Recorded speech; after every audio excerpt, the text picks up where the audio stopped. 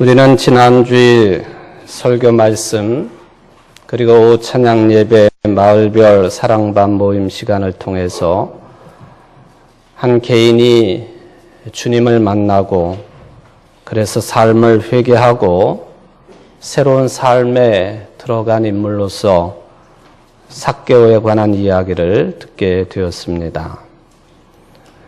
마을별 사랑방 모임 주제에 따라서 지난 시간에는 한 개인의 초점을 맞추었다고 한다면 오늘은 두 번째 시간으로 가정 공동체의 회복이라고 하는 주요한 관심사에 초점을 맞추어서 오늘 본문으로 선택한 돌아온 탕자 이야기를 다루는 시간이 되겠습니다. 이 성경에 관한 설명과 또 강해는 오후 찬양 시간에 집중적으로 다루게 되겠습니다. 이 시간에는 종교개혁 정신과 가정공동체 회복에 대한 말씀을 에베소서의 말씀을 중심으로 생각을 해 보겠습니다. 이미 우리 한국의 사회는 가족과 친지를 늘 대하고 자주 만나지 않는 이런 상황이 일반화된 사회가 되었습니다. 두 사람 이하의 가족이 해마다 늘어나고 있고 또 직계 가족 중에 3세대 가족이 계속 감소하고 있는 상황입니다. 물론 이 이면에는 현대 사회가 가지고 있는 여러 가지 조그마한 이유들이 작동이 되겠습니다. 정보화 시대요, 세계화 시대요, 또 경제 중심의 시대라고 하는 것입니다. 거기에 따라서 개인의 자유와 다양성을 더욱 추구하게 되니까 전통적인 개념의 가족이라든지 가정, 이 성격을 잃고 있다라고 하는 것입니다. 보통 가족이라고 하면 부부와 아이들로 구성된 혈연 구성원을 일반적으로 생각하게 되고 또 부모가 있고 자녀들이 있는 이 가정이 정상적인 가정이라고 생각을 합니다. 그런데 우리 사회를 자세하게 들여다보면 이게 빠르게 변모를 하고 있습니다. 이미 호주제가 폐지가 되었습니다. 다문화 가정이 많습니다. 한부모 가정도 많습니다.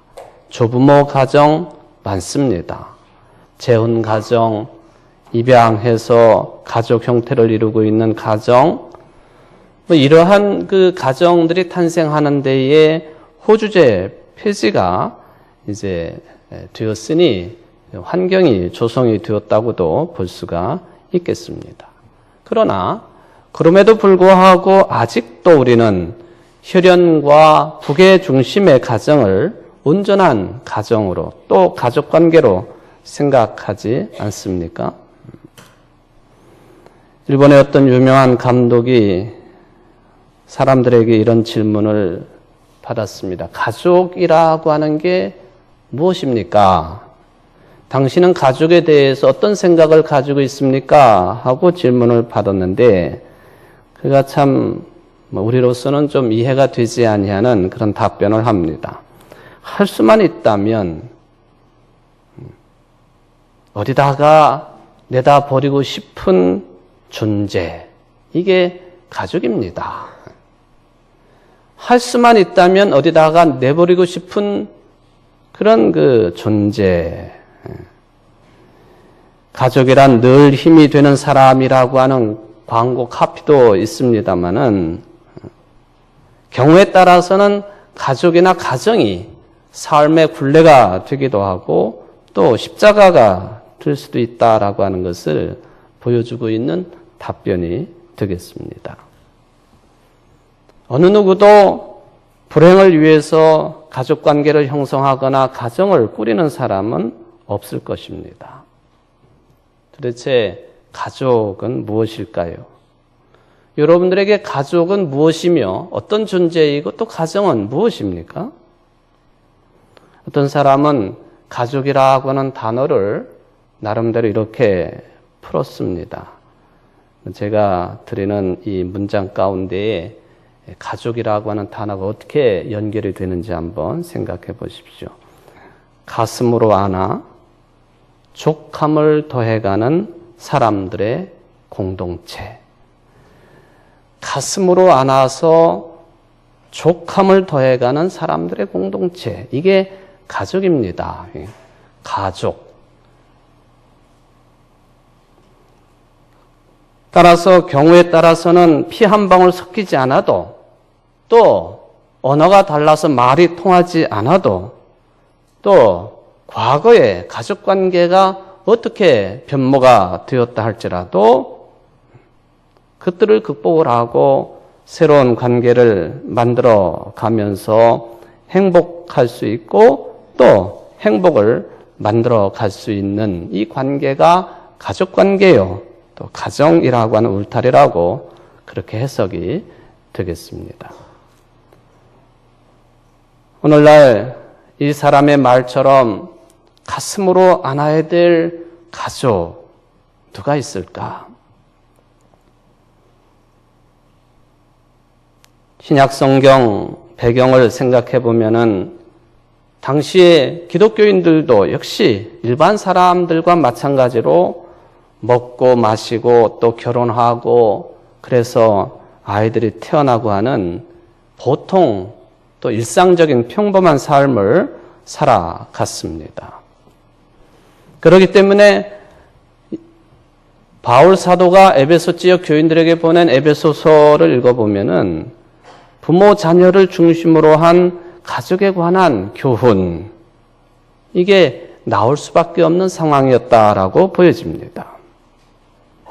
유명한 이런 가족이나 가정에 대해서 언급을 해놓은 에베소 5장 21절로부터 6장 9절까지 말씀을 보면 사도 바울이 볼 때에 당시에 가정을 구성하고 있는 세 종류의 관계성이 언급이 됩니다. 하나는 남편과 아내의 관계, 또 하나는 부모와 자녀의 관계, 또 하나는 특이하게도 주인과 종의 관계가 언급이 되어 있습니다. 이런 내용이 에베소서에만 나오는 게 아니고 또 다른 지역 교회에 보낸 골로새서에도 이 내용이 등장을 합니다. 시기적으로 보면은 골로새서가 좀 앞선 편지이기 때문에 아마도 골로새서를 원본으로 해서 에베소서도 작성이 되었을 것이다라고 평가를 합니다. 그런데 이 두 편지가 동일하게 부부관계 그리고 부모와 자녀 관계뿐만 아니라 주인과 종의 관계까지 가정의 윤리로 담고 있다고 하는 것이죠. 종이 없는 시대를 살아가고 있는 우리들에게는 낯설은 장면입니다. 그런데 당시의 사회 구조를 보면은 한 집안에 살만한 집안들이 종을 두는 게 이상한 일이 아니었기 때문에 초대 기독교가 주인과 종의 관계를 가정 울타리 안에서 하나의 관점으로 받아들였다고 하는 게 이상한 일은 아닌 것 같습니다. 500년 전에 종교개혁 운동이 시작이 되었는데 그 핵심적인 인물은 역시 마르틴 루터죠. 마르틴 루터가 결혼을 하고 가정을 이루는 것은 어떤 일이냐 하면 그것은 사람의 일로 그치지 아니하고 하나님의 일이라고 규정을 합니다. 창세기에 보면은 아담과 하와에게 생육하고 번성하라 하는 명령을 내려주고 있는데 결혼을 해가지고 가정을 이루는 것은 단순한 의미의 생육하고 번성하라고 하는 이런 의미를 훨씬 뛰어넘는 하나님의 일이다 라고 하는 규정이 되겠습니다. 그러므로 인간들이 하나님의 일인 이 결혼과 결혼을 통해서 이루어지는 가정 형성, 이것을 방해를 한다든지 또 무시를 하는 것은 인간들이 가질 수 있는 권한이 될 수 없다. 그렇게 또한 정리를 해 놓았습니다. 당시가 16세기 초 아닙니까? 1517년부터 종교개혁 운동이 일어났으니까 당시는 교회 중심의 중세 시대입니다. 신부, 사제들 중심이고 교회가 중심이고 또 교회당 말고도 수도원들이 수없이 많이 있었고 그 안에 수도사들이 있었고 수녀들이 생활을 하는 그런 시대였습니다. 그래서 그런 시대적인 배경을 가지고 루터는 이런 말까지 남겨놓았습니다. 사제들과 수도사들과 수녀들은 이 씨를 생산하고 번식하라고 하는 하나님의 명령이 저들 속에서 강하게 작동이 된다고 한다면 자신들이 기존에 내렸던 서원을 거두어 드려야 된다. 결혼하지 아니하고 평생을 내 삶을 하나님께만 바치겠습니다 하는 이 서원을 버려야 되고 거두어 드려야 된다. 그 누구도 하나님이 사람들 속에 창조해 주신 이것을, 즉 결혼하고 가정을 이루는 것을 막을 권한이 없다라고까지 이야기를 했습니다.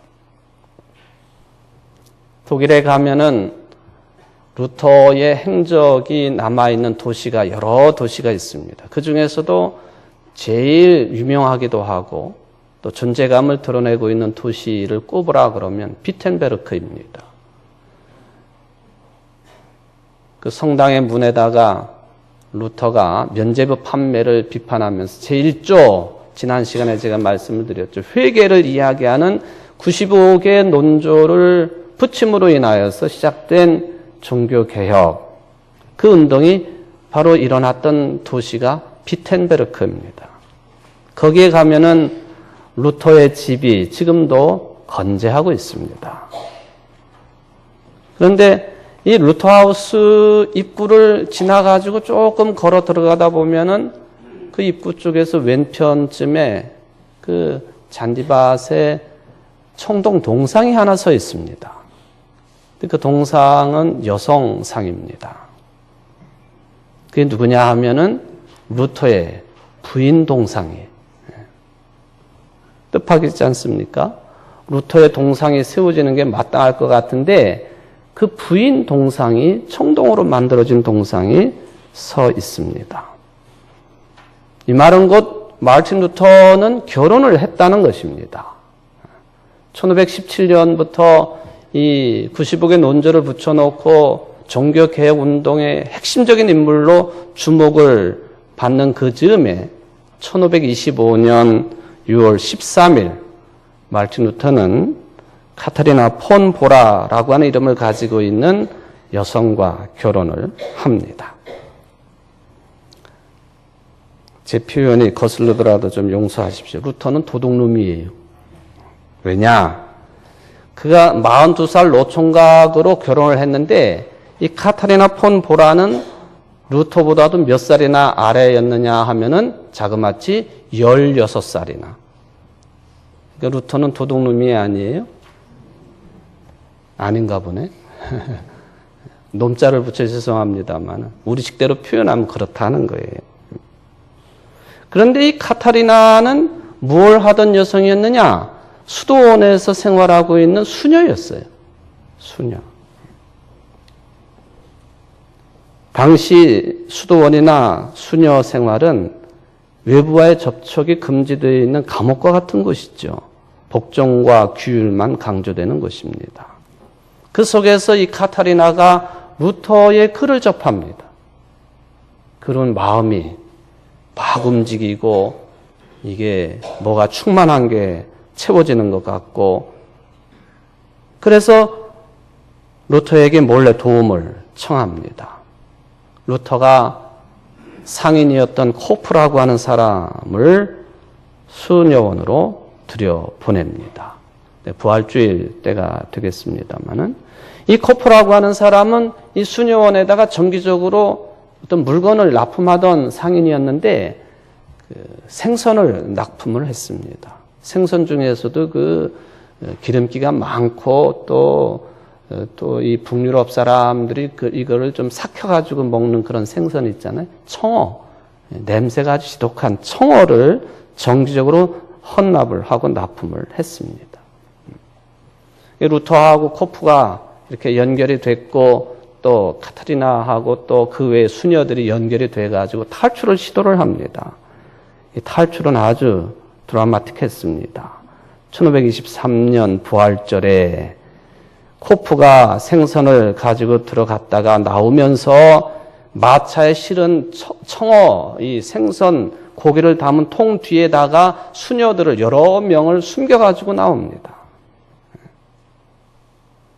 죽음을 그냥 생각하면서 했던 탈출이었기 때문에 루터는 당시에 이 수녀원 탈출을 어디에다 비교했느냐 하면 이스라엘 사람들의 출애굽에다가 비교를 했습니다.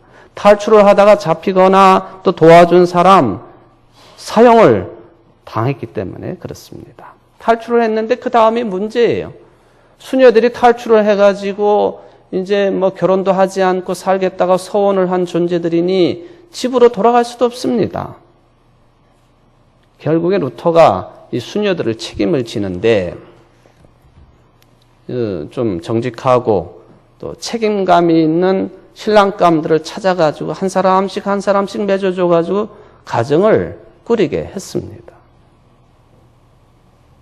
근데 이 카타리나만은 이 일이 쉽지가 않습니다. 루터가 두 사람을 소개를 했는데 한 번은 이 여성의 문제 때문에 맺어지지 않고 한 번은 남자 문제 때문에 결혼이 성사되지 않았습니다. 그런데 실은 이 카타리나 마음속에는 누가 자리를 잡고 있었느냐 하면은 마르틴 루터가 이미 자리를 잡고 있었습니다.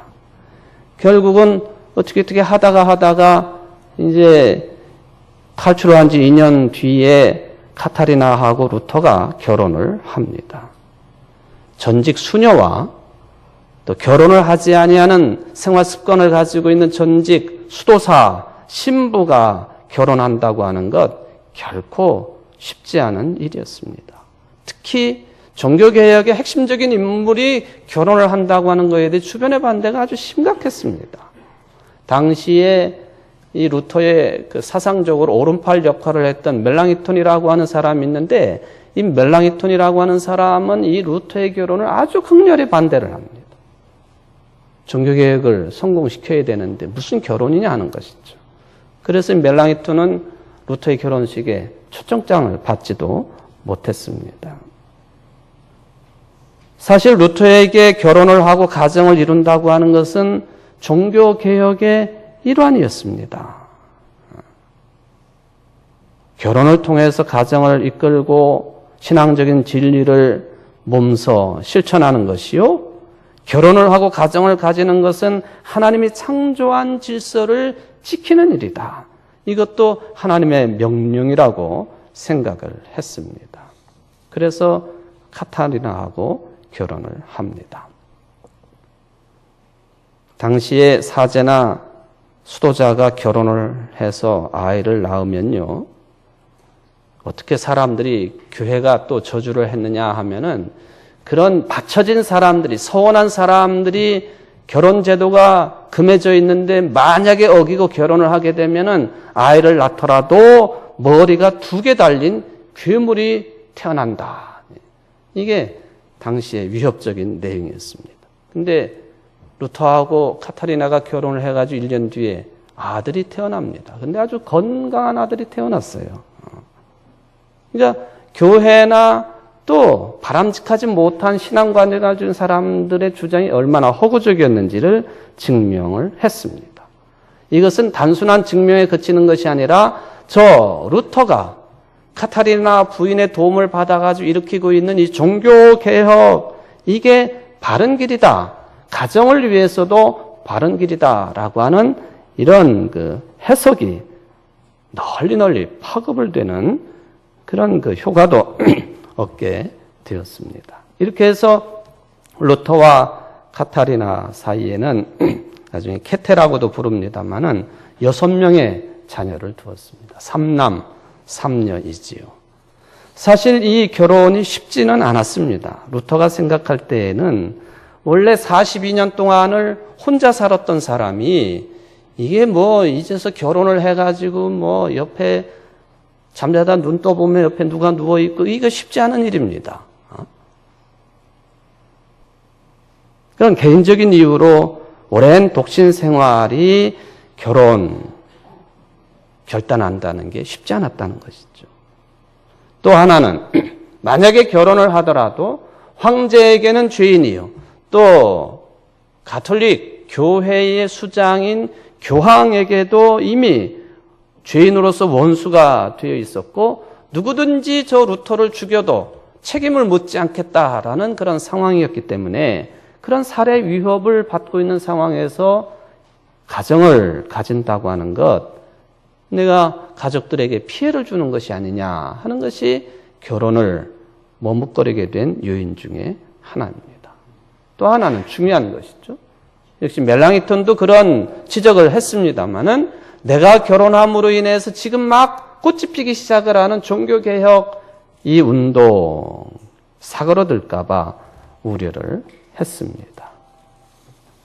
어쨌든 루터는 카타리나를 만나가지고 결혼을 하고 가정을 꾸리고 6남매를 탄생을 시켰습니다. 지금은 이제 루터의 아들의 대를 잇는 자녀들이 없고 그저 조카나 뭐 이런 사람들을 통해서 루터의 후손들이라고 하는 사람들이 남아있기는 합니다만은 그랬습니다. 루터는 가정의 일은 카타리나의 뜻을 따랐고 다른 모든 일은 성령에 따랐다. 그렇게 신앙 고백을 하면서 다른 남자들도 모든 세상의 남자들도 가정일에 대해서는 부인에게 다 또는 많이 위임하라고 권면까지 했습니다. 그래서 뭐 이 말이 좀 거북스러울 수도 있겠습니다만 한국의 상황에서도 이렇게 살지 않으면 어떻게 남자들이 견뎌낼 수가 있겠습니까? 그죠? 나이 들어서 아침에 눈을 뜨면 아유 저거 왜 죽지 않고 왜 눈을 떴나 뭐 이런 말이 그냥 일반적으로 회제되는 세상이니까. 근데 루터는 하여간 모든 대부분의 일상생활은 카타리나의 뜻을 따랐고 그리고 나머지 일들은 즉 교회 일이나 사회 일들은 성령의 도우심에 따랐다. 이런 신앙관을 가지고 있었습니다. 사실 루터의 부인은 굉장히 강직하고 또 생활력이 강한 여성으로 알려져 있습니다. 루터하우스가 규모가 굉장히 큰데 종교개혁 운동의 중심 역할을 감당하니까 학생들이 몰려와가지고 계속 잠을 잡니다. 추종자들이 몰려와가지고 그냥 밥을 먹고 잠을 자고 거기서 뭐 회의하고 계속 그럽니다. 이 모든 일들을 감당한 사람이 부인이에요. 그러니까 하숙을 칠 수밖에 없었고 또 심지어는 맥주 공장까지 운영해가면서 가게를 도울 수밖에 없었다 하는 그런 흔적을 찾게 됩니다. 중요한 내용은 종교개혁운동에 그 불을 당겼던 마르틴 루터, 그가 신부였지만 결혼을 하고 가정을 이끌고 그렇게 사는 것이 곧 하나님의 일이었다라고 하는 신앙 고백이 됩니다. 에베소서에 나오고 있는 부부간의 관계, 부모 자식 간의 관계, 주인과 종의 관계, 이 모든 내용들이 이러한 배경을 가지고 있다라고 하는 것을 우리는 한번 생각을 해볼 필요가 있겠습니다. 그런데 에베소서에 언급되어지고 있는 이런 관계성에 대한 정리, 단순하게 순종하고 공경하라 그런 개념으로만 읽는다고 한다면 그것은 성경으로 하여금 성경을 해석하게 하라라든지 또는 솔라 스크립투스라고 하는 오직 성경으로만 이라고 하는 이런 말씀이 무색해집니다. 또 하나, 사도 바울이 에베소 교회나 골로새 교회에 각 가정들이 유념을 해야 될 그런 말씀들을 전해주면서 매우 중요한 신앙 고백적인 언급을 해주고 있는데 그게 뭐냐 하는 것이죠. 엔퀴리오. 항상 이게 붙어 있습니다. 주 안에서 또는 그리스도 안에서, 예수 그리스도 안에서 부모 또는 자식, 부부 또는 종과 주인의 관계, 이런 것들이 바람직하고 올바르게 하나님의 뜻에 맞게 구성되고 형성될 수 있다고 하는 것을 늘 말씀을 하고 있다고 하는 것입니다. 수직적인 의미만 있는 게 아니에요. 일방적인 공경과 순종만을 이야기하는 게 아닙니다. 오직 그리스도라고 하는 솔라 크리스투스라고 하는 이 종교개혁의 정신과 깊이 관련이 되는 흐름을 에베소서가 유지하고 있다. 그리고 마르틴 루터나 종교개혁가나 오늘날의 모든 그리스도인들이 유지하고 발전시키고 해야 될 정신이 있다고 한다면 공경과 순종이라고 하는, 부부간에도 부모 자식 간에도 종이나 주인의 관계도 이것이 기본이지만 그 기본을 유지하되 엔 큐리오, 그리스도 안에서 유지해라. 이 가르침이 매우 중요하다고 하는 것을 깨닫게 됩니다. 특별히 에베소서를 읽어보면 부모들에게 책임을 묻는 내용이 있습니다. 부모가 자식들에게 가지는 책임입니다. 소극적인 책임, 적극적인 책임 두 가지입니다. 소극적인 것은 자녀의 마음에 상처를 입히지 말라는 것입니다. 개역 성경을 보면은 자녀를 노엽게 하지 말라, 그렇게 번역을 합니다. 사도 바울이 부모가 범하기 쉬운 실수가 무엇인지를 정확하게 꿰뚫고 있는 것이죠. 거의 부모, 어른들 앞에서 무방비 상태에 놓여 있는 자식들 마음에 상처를 입히지 말라는 것이죠. 노엽게 하지 말라는 것입니다. 신체적인 폭력이나 말의 폭력, 어쩌면은 부모의 지나친 집착에 의해서도 우리의 자녀들이 얼마나 큰 상처를 받고 있는지에 대해서는 두말할 필요가 없습니다. 루터도 지난주일 설교 시간에 잠깐 언급을 했습니다마는 하루에 15번이나 몽둥이로 맞았던 경험을 가지고 있습니다. 루터뿐만 아니라 어느 가정이나 심지어는 학교에서도 이게 일반화된 현상이었습니다. 심한 매질을 당하고 영원한 지옥에서 고통을 받는다는 소리를 일상적으로 들으면서 보냈던 시절입니다. 그러니까 당시의 교회나 가정은 아이들에게 정신적인 테러를 아주 공개적으로, 합법적으로 가했던 시절이라고 말해도 틀리지 않겠습니다. 어려서 너무 많이 맞은 기억을 가지고 있었는지 이런 기억들이 종교적으로도 루터 마음에는 죄의식이 가득했습니다. 이게 너무나도 강했기 때문에 그가 신부나 스승 신부 앞에서 고해성사를 하면서 어느 때는 6시간씩이나 고해성사를 합니다.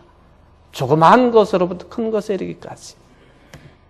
지난주일 설교 기억나시죠? 그러니까 루터가 고해성사를 한다 그러면 그 고해성사를 받아야 될 신부들이 다 도망가 버려요. 어떻게 6시간씩이나 고문당하듯이 그걸 받아낼 수가 있겠습니까?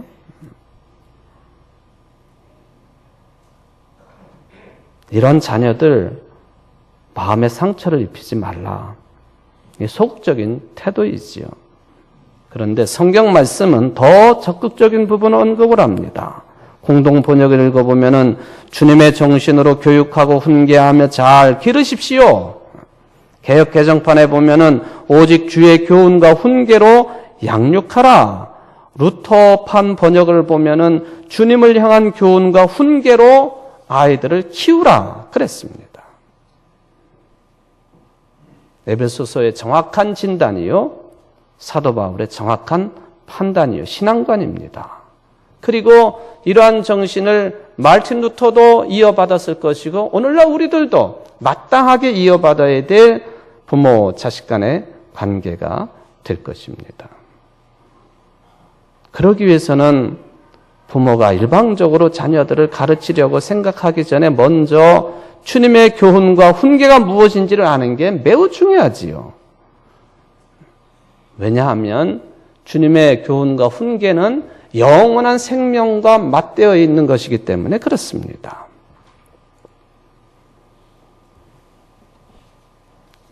오늘날 우리 사회를 바라다 보면은 정말 이게 가정인가? 주변에 있는 모든 가정 생활들을 자세하게 알 수는 없지만 이것저것 들어보면은 정말 안타깝고 답답하기도 하고, 더군다나 그리스도인 가정들이 제대로 서지 못함으로 인해서 그것이 사회로 파급이 되어지고 이 땅에서 하나님의 나라가 건설이 되어야 됨에도 불구하고 되지 못하는 그런 현상들을 우리는 너무나도 많이 봅니다. 부모는 정말 소중한 것을 영원히 변하지 아니하는 것들을 자녀들에게 유산으로 남겨주어야 되지 않겠습니까?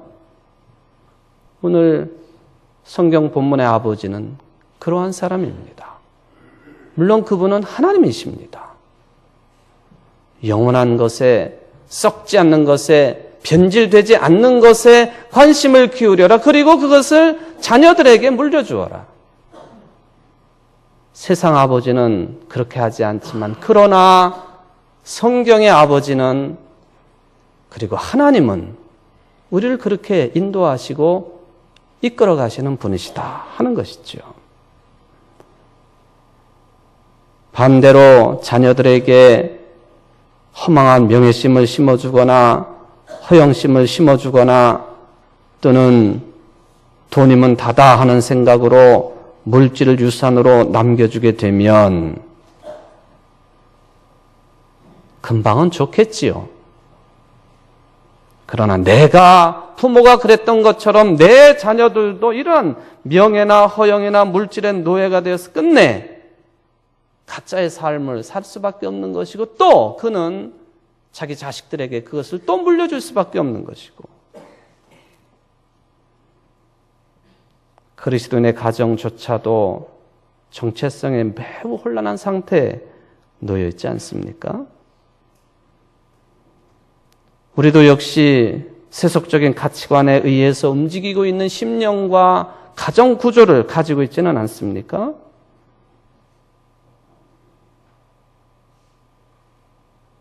예수 그리스도 안에 거하는 가정들이 되기를 바랍니다. 부모와 자녀들 관계가, 남편과 아내의 관계가, 형제와 자매들의 관계가, 또한 혈연 관계를 뛰어넘어서 가정 공동체를 이루고 있는 모든 가정들이 엔퀴리오, 그리스도 안에 거하게 되면 정체성이 회복되는 것이요, 또 가정 공동체가 믿음 안에서 회복되는 유일한 길이라고 하는 것을 성서는 증언을 합니다. 가정이 편안해야 교회도 평안합니다. 교회가 평안해야 나라도 국가도 민족도 평안합니다. 그래야만이 이 땅 위에 하나님의 나라가 확장되는 게 아니겠습니까?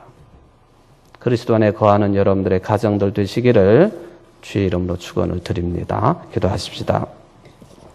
주님, 참으로 죄송합니다. 어른이지만 부모이지만 그리스도 안에 거하지 못했습니다. 내 마음대로 했습니다. 그것이 옳은 것인 양 오해를 했고 판단이 어그러졌습니다. 주님 용서하여 주옵소서.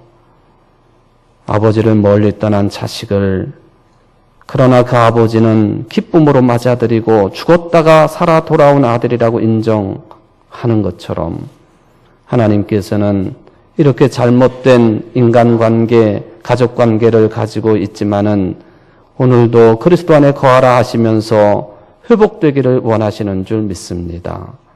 우리 교회에 소속되어 있는 모든 가정들이 그리스도 안에서 참된 아버지께로 돌아서는 회복의 은총이 임할 수 있도록 역사하여 주옵소서. 서로 사랑하게 하옵소서. 존귀하게 여길 수 있는 믿음을 허락하여 주옵소서. 예수님의 이름으로 간절히 기도하옵나이다. 아멘.